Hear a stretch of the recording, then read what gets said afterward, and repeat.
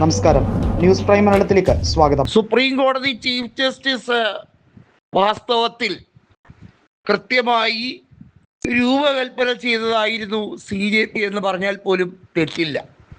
രാജ്യത്തെ പാറ്റകൾ, ഈയാമ്പാറ്റകൾ എന്ന് വിളിച്ച് അധിക്ഷേപിച്ചവർ ഒരു വലിയ കൊലമാസായി, ഒരു മരണമാസായി നിൽക്കുന്നു. ഇനി അവരുടെ ലക്ഷ്യം എന്നത് പല സംസ്ഥാനങ്ങളിലെയും വർഗീയ ശക്തികളെ അട്ടിമറിക്കുക എന്നത് തന്നെയാണ്. അത് എന്തൊക്കെയാണ് എന്നുള്ളത് BJP ഇനി മനസ്സിലാക്കാൻ പോകുന്നതേ ഉള്ളൂ.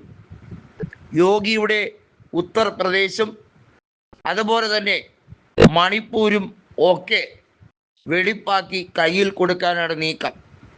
അതായത് നിയമസഭാ തെരഞ്ഞെടുപ്പുകളിലെ BJPയുടെ കള്ളക്കളി പൊളിച്ചെടുക്കാൻ, കൃത്യമായി ഇലക്ഷൻ കമ്മീഷനെ ദുരുപയോഗിച്ചുകൊണ്ട് നടത്തുന്ന കാട്ടുകൊള്ള അവസാനിപ്പിക്കാൻ, അതിനേക്കാൾ ഉപരിയായി നമുക്കറിയാം ഓരോ സംസ്ഥാനങ്ങളിൽ അവിടുത്തെ വോട്ടേഴ്സ് ലിസ്റ്റുമായി ബന്ധപ്പെട്ട് SIR നടപടിയിലൂടെ പലരെയും പുറത്താക്കി അവർക്ക് അനുകൂലമായ സാഹചര്യം ഉണ്ടാക്കിയെടുക്കാൻ ശ്രമിക്കുന്ന നീക്കങ്ങൾ, അതിനെ പൂർണ്ണമായി പരാജയപ്പെടുത്താനുള്ള ടെക്നിക്കുകൾ എന്തൊക്കെ, അതാണ് ഇനി അവരുടെ പ്രധാന ലക്ഷ്യം.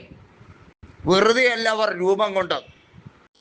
അവരുടെ സംഘടന എത്രത്തോളം ശക്തമാണ് എന്നുള്ളത് ജനങ്ങൾ മനസ്സിലാക്കി കഴിഞ്ഞിരിക്കും. കേവലം ഒരു സമരമുറയല്ല അവരുടെ ദൗത്യം. ഈ രാജ്യത്തുള്ള ഇൻ്റർനെറ്റ്, അതുപോലെ സോഷ്യൽ മീഡിയയുടെ ഫെസിലിറ്റി എല്ലാം ഉപയോഗിച്ചുകൊണ്ട് തന്നെ മുന്നേറാനുള്ള ശ്രമമാണ്. ഗോദി മീഡിയകൾ ഒരക്ഷരം ഈ സമരത്തിനെ അനുകൂലിച്ചുകൊണ്ട് മിണ്ടിയില്ല. ഈ രാജ്യത്തുള്ള സകല ഗോദി മീഡിയകളും വാവൊളിച്ച് നിൽക്കുകയാണ്. ഐതിഹാസികമായ വിജയം CJP നേടിയെടുത്തത്, നരേന്ദ്രമോദിയെ വെള്ളം കുടിപ്പിച്ചത്. നരേന്ദ്രമോദിക്ക് തൻ്റെ കസേരയിൽ ഉറച്ചിരിക്കാൻ കഴിയില്ല, ഇനി നാളുകൾ എണ്ണപ്പെട്ടു എന്ന് മനസ്സിലാക്കിയപ്പോൾ തടി തപ്പാൻ മാത്രം ഒരു വ്യക്തിയെ അവരുടെ മുമ്പിൽ ഇട്ടുകൊടുത്ത്, ഇതാ ഞങ്ങളുടെ പരിപൂർണമായിട്ടുള്ള സഹകരണം, ഇതാ ധർമ്മേന്ദ്ര പ്രധാൻ്റെ രാജി പിടിച്ചോ എന്ന് പറഞ്ഞതുകൊണ്ടായില്ല. BJPയുടെ സർക്കാരുള്ള ഉത്തർപ്രദേശിലും ഗുജറാത്തിലുമെല്ലാം അവർ ഒരു വലിയ മാസായി ശക്തമായി അട്ടിമറിക്ക് തുടക്കം കുറിക്കാൻ ഇരിക്കുകയാണ്.